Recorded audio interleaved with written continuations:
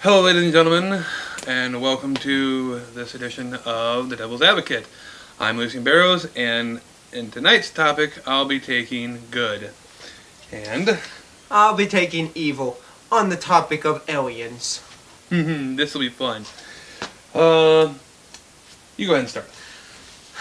Anyways, we can see from ourselves, we can develop from our basic instincts of violence. We see that all the time, even on the big scales. So what would make it any ways that would most likely survive, not have some of the same instincts? Instincts and action are two different things. Sometimes instinct becomes your action, yes, but your actions aren't always based off of instinct. You know, we as people like to believe that we have grown from our instincts and actually put thought into what we do instead of just acting off of our gut feeling.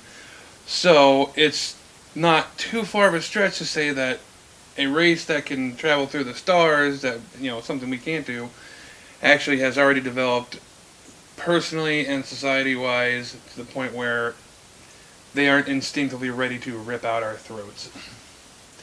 Yes, but we had to add in is, how many wars have we been in the last couple of years that just showed that we are still a violent race? Oh no, I won't deny that we're still a violent race. And I'd be more worried about the aliens actually being good and us doing something bad. It just seems more in our nature to fire the first shot than anything. So if a war were to break out between us and these intergalactic traveling beings, it'd probably be our fault. There's a good chance that they're probably peaceful because they've had more wars than we have. They might be at a solid point in their civilization where they understand that they don't need war for things like greed or personal grudges or things like that. Wink. But any ways that has developed, usually more high tech or anything that, they're going to be here to either study us, and that could lead to good and bad because, except for if they're all one, breathe all the exact same thing, you're going to at least have some, so some of the things may be bad. True. And I can't disagree. There's a good chance that for every peaceful race out there, there might be an equal amount of war-loving races. It's kind of how Thor put it in the Avengers movie. It's sometimes you do something that signals you're just ready for a higher form of war. It's not always about peace. It's sometimes people or other beings are still just greedy assholes that just want what they want and they'll take it by force. But that doesn't mean they all are. And I'd really like to hope that if we ever do make contact in my lifetime with extraterrestrial beings, that we do find some of the good ones. And on that topic of, even if they're good, they give us a technology so we can just blow our own asses up.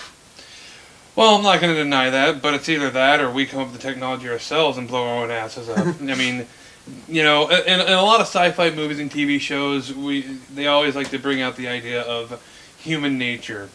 For the good things, like if we're getting our asses kicked by aliens, we like to come up and say, human nature, we're going to persevere. But the downside is, human nature, we're also going to blow each other up. And, it's... the two go hand in hand for our species, it would seem. But I'd like to think that if a good species comes along, that they will be able to properly nurture us to the right point. And though this may sound a little rough to some people perhaps, maybe do what they can to actually keep us in line. That's not necessarily them being evil or being dictatorish, it's just them watching our backs because we have a hard time doing it ourselves. As you can easily see, you can actually have it where it still causes us massive problems by, let's just use a common thing, the Vulcans in Star Trek coming and holding back human race 200 years. Well, yes, that's feasible. There's always a possibility that something like that could come along, but again, it's just one of those 50-50 chances. It's no different than the 50-50 chance of, that if we meet someone that we're going to fire the first shot. Yes, they could come, they could hold us back 200 years. Or they could come and they could up us 1,000 years. Sometimes the risk does outweigh, or no, sometimes the reward outweighs the risk. And, if we come across a species that could advance us so far, I just would like to think that by them doing so, that it allows us to, as a species, as a whole, actually learn to be tolerant of other things, other beings, and all that, and actually get us to the point where we could maybe, get the fuck along for a little while. On that is, look at the humanity to the state of how we look at other species that are less intelligent or less advanced than us on our own planet and how we treat them. Who says that the aliens won't treat us as another zoo animal? And I can't deny that. There might be some other super sentient species out there that looks at us and considers us nothing more than what we would consider a monkey in our planet. Although from some people's opinions, we came from monkeys, so they wouldn't be entirely wrong in the first place. And just because I like to drag my knuckles is in no way an indication that I'm a monkey. But yeah, that's just a personal preference. But yeah, there's always the possibilities of something good, something bad, or something in between. Could there be a race out there that looks at us as minor life forms and potentially enslave us? Yes, but I also believe that there's species out there that will come here, look at us, and think, at least to some of us, to say, hey, you know what? You have what it takes to move forward in this chain of life, and they'll actually nurture us and guide us to the point where we can actually do better with our planet, with our species, move out to more planets, and be able to work with them instead of being, the antisocial jackasses that we are. Or they could look at us as dinner. Or Aunt Sue. But let's get off that and go to... They could look at our species in your way and see great potential to destroy the galaxy. So why not just make it where the threat is no more? That's true. Although they might also be able to see great potential in the fact that we could become just great allies in general for a more peaceful galaxy, universe, what have you. And I mean, look at it this way. We also got to take into fact of what kind of technology they would bring us. Species that have been around for a lot longer than us, to the point where they've actually perfected intergalactic travel, or maybe even further. Maybe they can go throughout the universe just fine from galaxy to galaxy, and bounce around like that. They could give us such great potential. A race that far advanced probably has cures for most of what ails us. They could fix cancer, they could fix AIDS and leukemia and all that stuff. All we have to do is not shoot first. Yes, they fix all our diseases and kill us with those.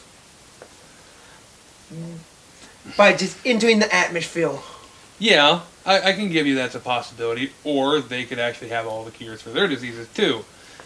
Granted, wherever you go, whether it be on this planet or the next, there's always going to be something new that pops up sometime. We've seen it throughout the years where one disease or another comes about, or it mutates and gets harder to kill.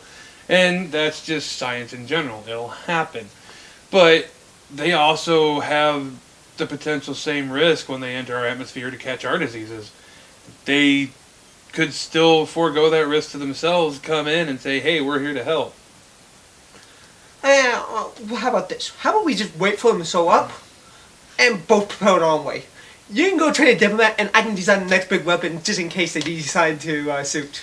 That seems fair enough. I always wanted to be a diplomat. I just never had the, what's it called? Attitude? No. Yeah, I guess that's it. My attitude is always a little bit more gruff, and I just tell people to go fuck themselves if I don't like what they're saying. So, except for in this case. But, God, I wanted to say it. Well, that's average for me. But yeah, so we'll call it, even on this, as it's a 50-50 chance. You never know what's going to happen, because that's just it. But we can both agree that out there somewhere there are other species, other races waiting to, either kill us and cook us or meet us and heal us. Whatever. So why not prepare for both? He'll get the gun, I'll go get a hot pot and we'll be ready to go. It'll be a party, you know. So hey, aliens, come and visit, and you know, gunport's closed, please. Nerd reference. Sorry. Anyway, thanks for watching, and we will see you guys, girls and aliens, next time on Devil's Advocate.